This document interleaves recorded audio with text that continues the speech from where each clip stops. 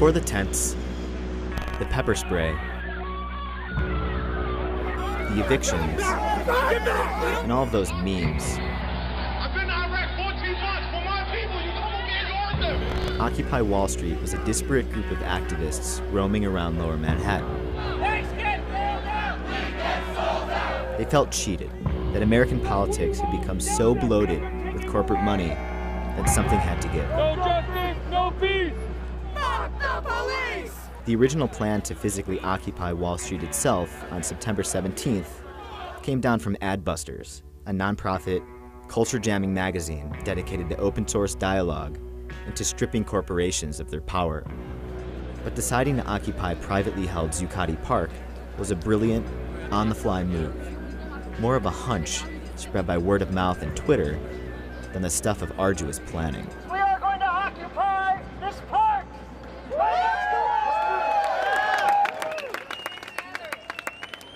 It was an eclectic crowd those first few days. Some demonstrators had a clearer purpose than others. Some just seemed to be reveling in the attention. Others stayed a bit more on message. And then some people, like this guy, were already upset about the direction that things seemed to be heading. Unfortunately, we're deteriorating to what we always do on the American left. We're having a powwow. Let's burn down Wall Street!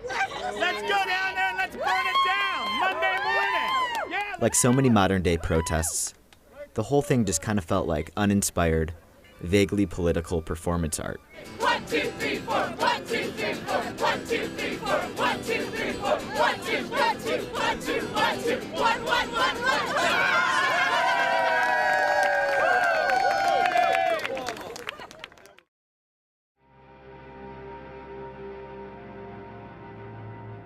But there were signs that it might be different this time around. Hello citizens of the internet, we're Anonymous.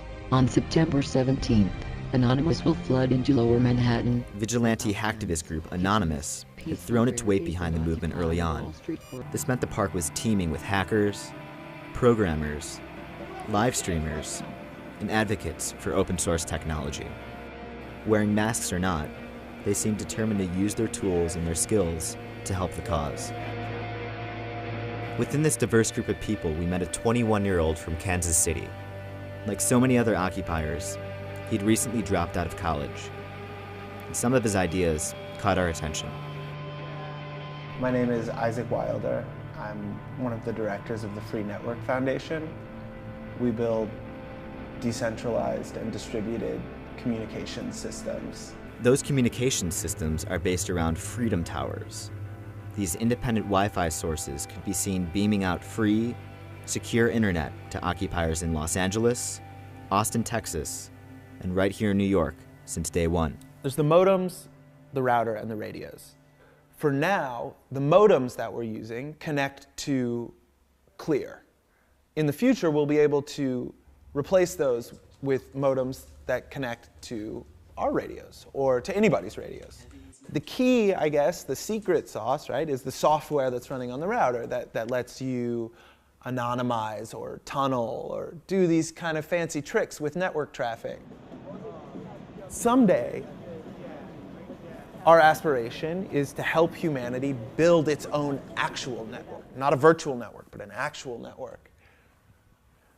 But in the meantime, a virtual network is the best we can do, and it's a necessary step in the process of bootstrapping an actual wide area network. It's about peer-to-peer networks. People talking to one another directly and through no middleman. The idea is to build up mesh networks, where all points of connection, or nodes, simultaneously receive and release information. But on top of that, these nodes act as transmitters for other nodes too. Isaac and the FNF are working to decentralize a global internet that's become wildly consolidated, and to redistribute the avenues we use to talk to one another. Mesh networking is not a new idea. It's been spreading around the world in recent years, a sort of pirate radio internet that connects underserved communities to the web and seeks to bypass the prying eyes of governments and corporations. If you kind of wind the clock back to the middle 60s, when the Department of Defense decided they wanted to create a network of computer networks, which is where the internet came from. This is a Department of Defense government-funded project right from the start. So it's so fascinating that now here we are, you know, back almost 40 years later, and the government has finally realized they've created a monster. All day, all week, occupy Wall Street. All day, all week, occupy Wall Street. All day, all week, occupy Wall Street. The internet is the progenitor of why we're here right now. Had I not had the internet and not been a member of Adbusters, then I guess I never would have heard of it. So. I can go online and I can help make big changes with a group of people who, other than location, have nothing holding them back. Well, Facebook got me out here. I belong to something, and they sent some message, and they said, yeah, we're going to be gathering in this park. And I said, you know what, I could do that. Wall Street is our street! Wall Street is our street! Wall Street is our street! You know, the protest produced such beautiful photos. People were aware of that. They were totally working that. Oh, this is going to be, you know, I'll get 100 likes on Facebook tomorrow. And it was cool to watch that happen. If you refuse to leave, you will be charged with the charge of disorderly conduct. The internet allows an open discourse, an open dialogue, and that creates greater consciousness, right? So it's really been a vehicle, not just here, but in all these different places around the world where the information was suppressed, the injustice was just obviously a critical mass. And people got together and said, dude, we gotta do something about this. Keep on moving on. You gotta move on, people, and nobody get hurt. People gotta get to work. They gotta move on. Keep on moving on. Marx talks about the means of production and how the proletariat would ultimately take control of the means of production. Now, he could not imagine, right, the information economy. So, the question is no longer about the means of production, right, but the means of reproduction. To me, global revolution is when the 99% takes control of the means of reproduction of information. The internet, more than anything else, gives us the ability to circumvent corporate control over our interactions and allow us to connect directly with one another again.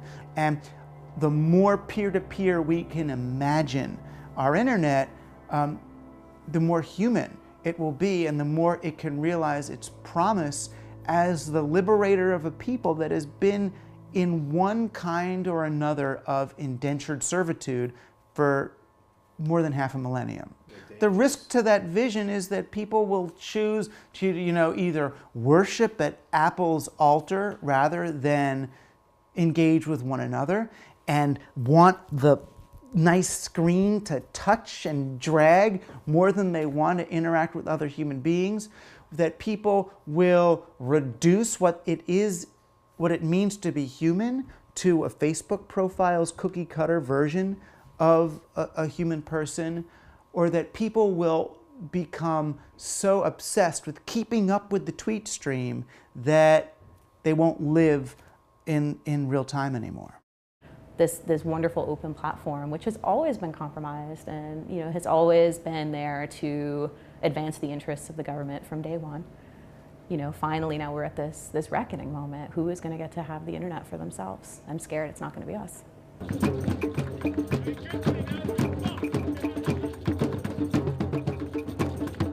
The NYPD staged a mini raid on Ducati in late October, confiscating the park's generators and deep cycle batteries.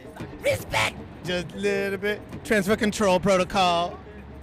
We caught up with Isaac shortly after this raid, and he was joined by his buddy Tyrone, a kid from Vermont who'd recently dropped out of school to work with the FNF. Tyrone, it turns out, is the son of Jerry Greenfield of Ben & Jerry's Ice Cream. The folks at Occupy are not anti-business. They are anti a system that advantages the few and does not give opportunity to the many.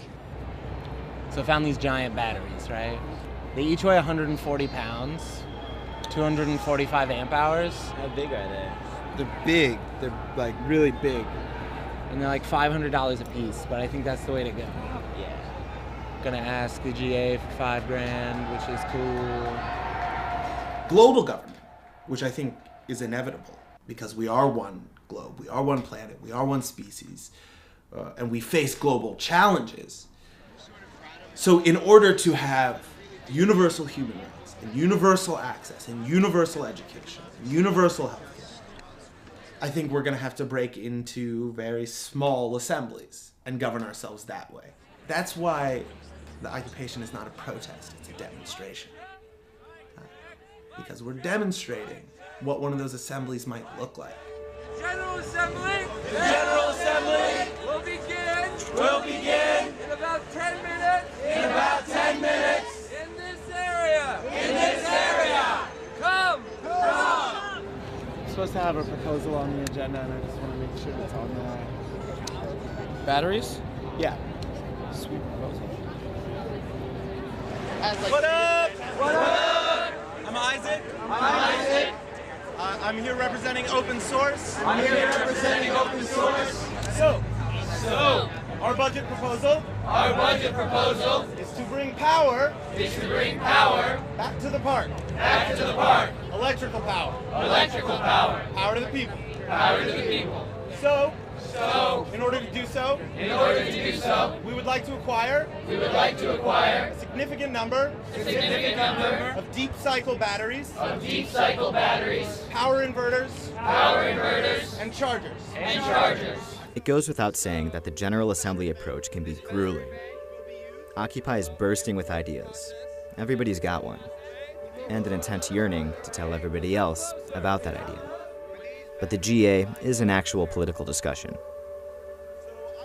Isaac goes on to make the case for $5,500.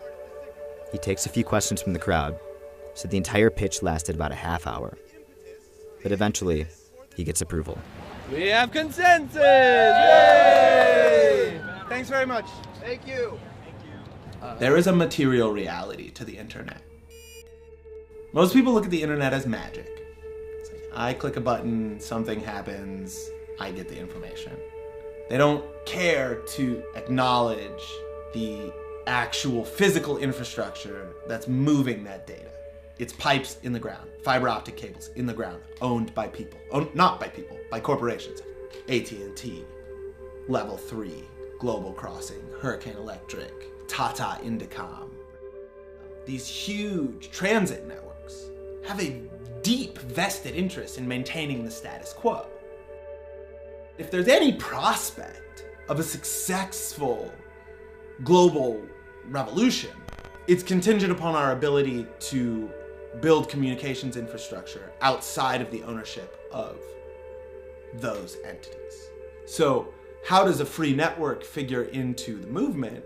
Well, it's not the movement, but it is a necessary and foundational piece of infrastructure that has to be in place before the movement can fully blossom. Basically, we're trying to create a new, freer physical structure for the internet so that people can communicate on the internet without worrying that their information is being censored by a government, without worrying that a government or another organization is watching them, reading the data packets they send. Also, more importantly, just creating an internet with a physical infrastructure that is cooperatively owned by all the people using it. You know, I was originally kind of writing pieces saying, you know, fuck this internet, let's build our own. If this internet is so centralized that the Arab dictators can flip it off with a switch, that Joe Lieberman can call up Amazon and PayPal and say, stop funding WikiLeaks, you know, then we want an internet where it can't be stopped. We want an uncensorable internet. And I listened to then Ethan Zuckerman from Geek Core, and he kind of argued the other way, and we had a good discussion about it. And he said, you know, use the tools that are there as best you can until they stop working. We can't independently create our own communications infrastructure in the US. Until we can put our own satellites up in the sky, until we can run our own cable, you're still going to have to deal with somebody who's regulating those wires. Hacking is not necessarily about reusing everything. Hacking is about taking an evil shit piece of corporate software like Facebook and using it for a local revolution. Hacking is taking cash, which was designed to extract value from you, and using it to fund somebody who's actually doing something that's going to topple a friggin' bank.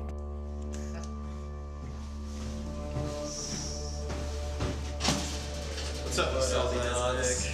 Isaac invites us over to an office removed from Zuccotti.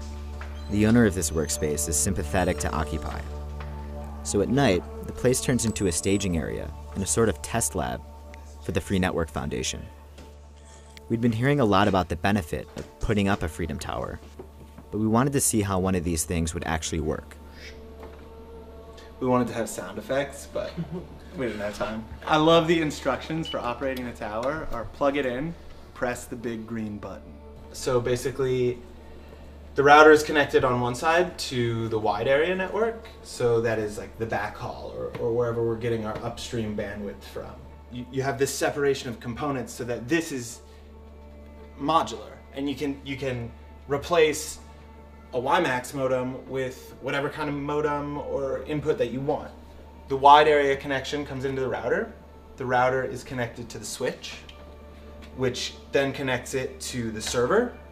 These two connections go to power injectors for the two gateway radios. One on each ring is the gateway, and then the other two connect to that wirelessly and redistribute the signal in the other directions. There are an unbelievable number of ways that you can use this rig. I think the one that gets most people really excited is this prospect, right, of a piece of software to match the General Assembly. Or any kind of software that we want to run locally, web software, whatever kind of software, we can run on this server. It's a Debian server, and it'll be accessible whether the wide area connection goes down, stays up, whatever. This has nothing to do with the global internet. This is available locally, which is really cool. This thing is intelligent. There's intelligence in this box, so it can say, okay, well, I'm storing all this media. As soon as I get a global connection, sync this up to a backup server. On top of money from Occupy's New York General Assembly, all this gear is being funded mostly through online donations, support from family and friends, private donors, and one unlikely source. In October 2011, Isaac and the FNF took the Freedom Tower to the Contact Summit. This conference was headed up by media critic Douglas Rushkoff. The idea was to bring together web-savvy innovators under one roof and to reinvent the entire notion of a conference. I mean, I came up with Contact, a good year before the Occupy movement, and the idea was just to fold the weird edges of the net back into the middle, right? That the net had become so commercialized, and I wanted to do an anti-conference conference, a conference that's saying, let's put our stake in the ground, let's take back the net. That entire conference was a buzz with talk of the occupation, and we were doing what everybody was talking about. I thought, rather than just get them all together, why don't I try to get the people at this thing on the day of this conference to come up with ideas, join up with them, and then we'll push them out into the real world. And then I thought, I'm going to not only do that, but get money for them. Have the judges look and then figure out what do they like the best and give 10,000 of those things. Yeah, that's the biggest single chunk of money that we've gotten, definitely. And the way they worked was there were 3 innovation prizes of equal amounts. I think the money originally came from Pepsi, which is funny. I asked everybody. I asked Intel. I asked every company I had ever done a talk for or anything for. And Pepsi had this whole social media thing. And then they said, sure, they'll do it. They'll give the money. That was it. And I still haven't heard from them since. It was kind of the cool thing. I mean, it's both the good and the bad thing about a corporation is they're out of touch with what they do. But, whoever they are, the people at Pepsi, for all the bad that they do, there's also people there with access to money who want to do good. Did you have to reconcile the fact that that money did indeed come from Pepsi? Yeah, sure. I mean, it's a tricky thing, like, it's a broader issue too. Like, okay, yeah, I mean, that money coming from Pepsi is like a small part of a bigger issue, which is consumer electronics in general have very dark story, very dark origins. Like this camera, my computer, my cell phone, like those are essentially made of suffering.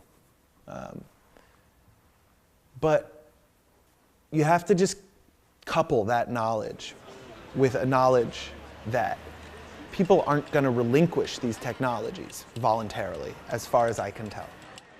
Like, as an individual, I have very little control over that. My only option is don't buy the stuff. But I'm acting on faith that the actions that I'm taking will ultimately be redemptive and like will ultimately result in less net suffering.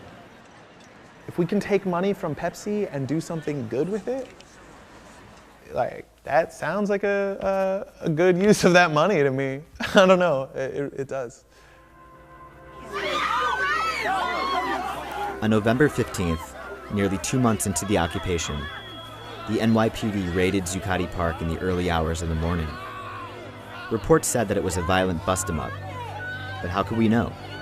The cops were sure to clear the press from the area. You're not happy about this, I can see it.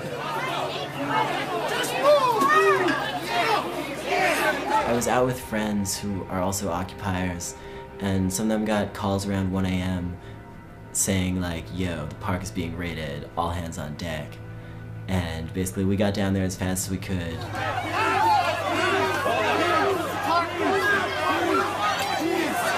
They brought out some like really crazy sci-fi weapons. Like they had their like non-lethal sound cannon weapon thing, which from what I heard they attempted to fire but only accidentally hit police officers.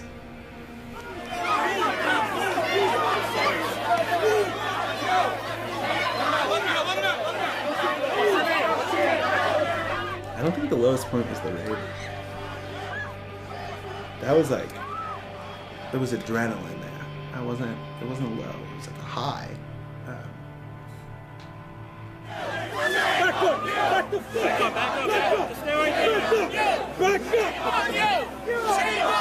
There was fear there. If you're unafraid, you're just an idiot, you know? Isaac and Tyrone were among the hundreds of people arrested. After a first sweep through the park, a fleet of New York sanitation garbage trucks rolled up to cart away all of the abandoned stuff, including the Freedom Tower. There were reports of a grinding, mashing noise as sanitation workers threw stuff onto the heap. Soon enough, the park was fenced off, and then came the power washers.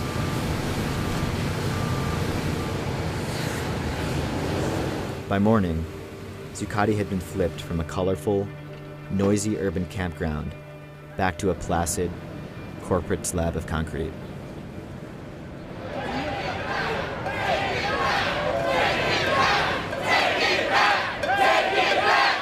That afternoon, occupiers descended on Zuccotti.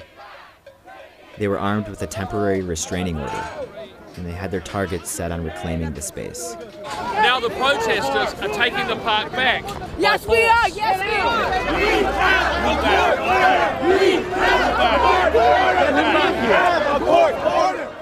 But despite that court order, their efforts were unsuccessful. Basically, the choice was like, stay and defend the park, or like, take your shit and leave. 2 days later, we met up with Isaac. He'd just been released from jail, and he agreed to let us come along with him to the sanitation department at 12th Avenue and 57th Street on the far west side.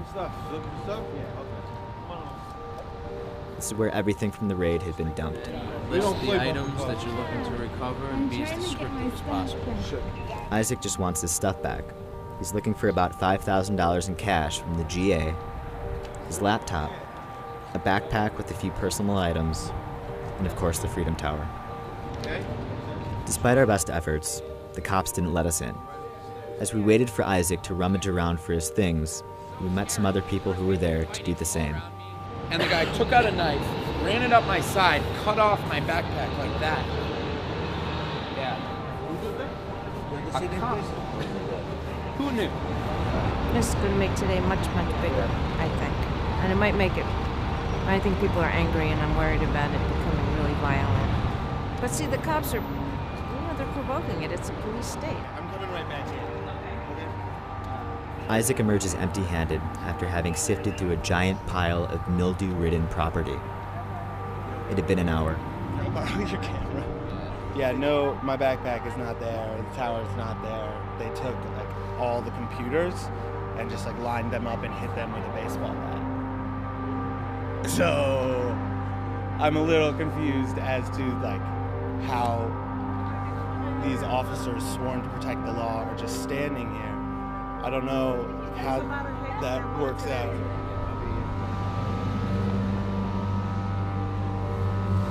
We wanted evidence of the damage, so we gave Isaac a cell phone so that he could take some pictures.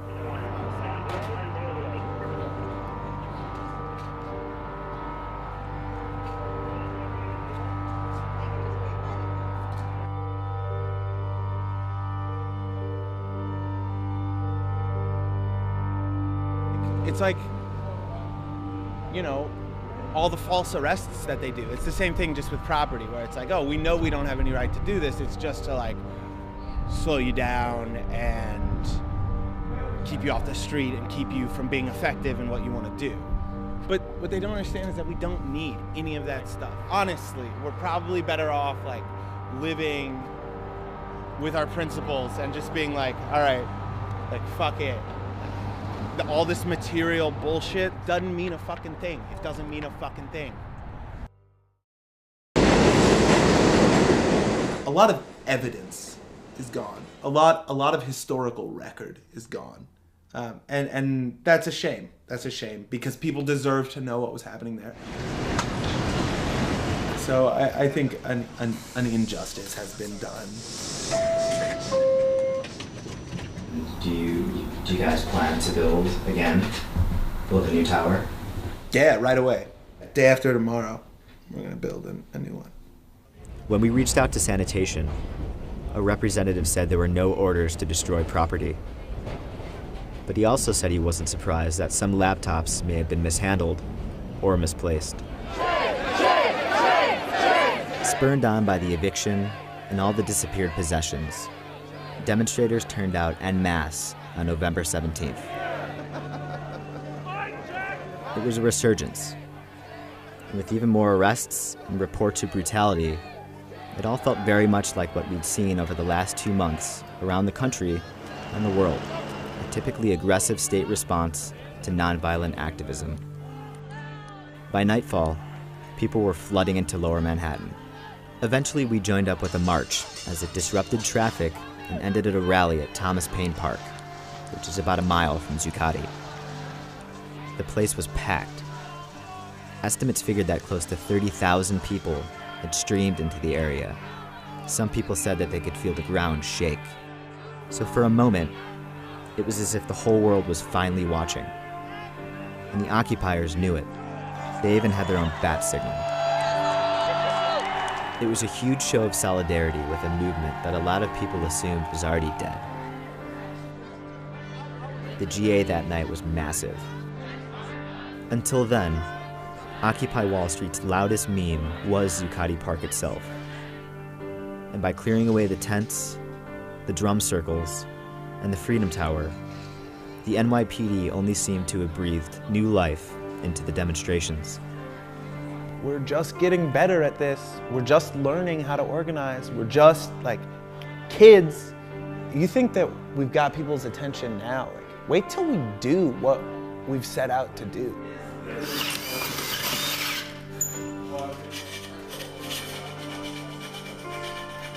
I think right now, it's just the first sort of siren song of this bell chime that's gonna just reverberate. Maybe it's because I'm a young man, but I feel like I can go a while.